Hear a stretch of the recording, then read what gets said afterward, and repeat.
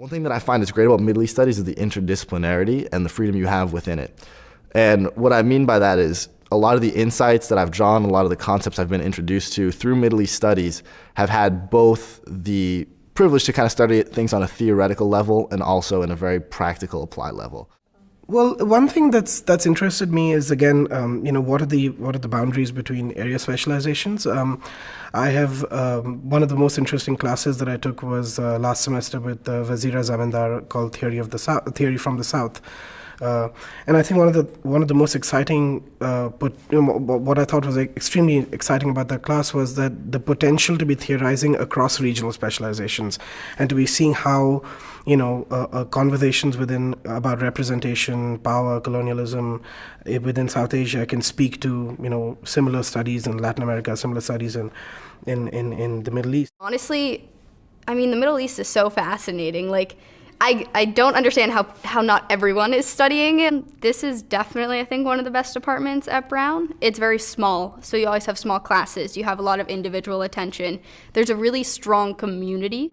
I think the highlight of my time here was at least so far, it was the first conference on new directions in Palestinian studies.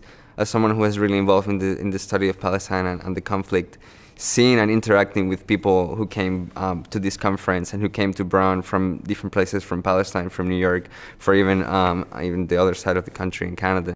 I think what's really good about the Middle East department is it's not solely, politics and history focused. There's a lot of emphasis on talking about art and culture, and I think that a really important part in understanding the region is actually looking at the people and the culture and what I like to call the human factor. The first class that I took at Brown, which really solidified my decision, was The Roots of Radical Islam, taught by a professor who's no longer here. But it was just to analyze something that we only hear about in media outlets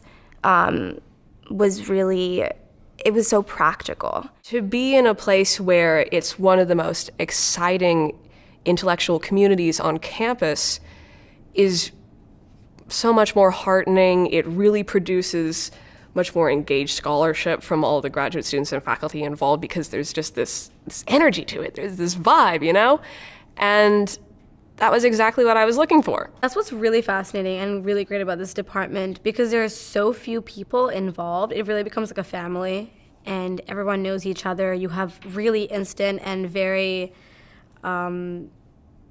consistent access to whatever materials you need, your professor's time. You can go in whenever. It's a very, very hands-on developmental process, and I really appreciated that. Because the department is it's growing yet small and intimate, there are so many opportunities for you to really find your niche and your interests and develop on that, both within your academic and extracurricular life. People ask me what are you doing, what are you studying at Brown? I say Middle East Studies, and they often look very confused because they don't exactly know what that entails.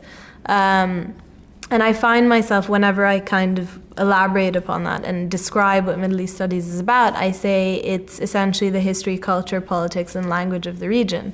And if you think about it, that's just fantastic that you're able to study all of these different aspects of this one region, and that sort of formulates one concentration. You're not just looking at the history. You're not just looking at the politics. You're sort of taking this wholesome view of this ridiculously interesting region.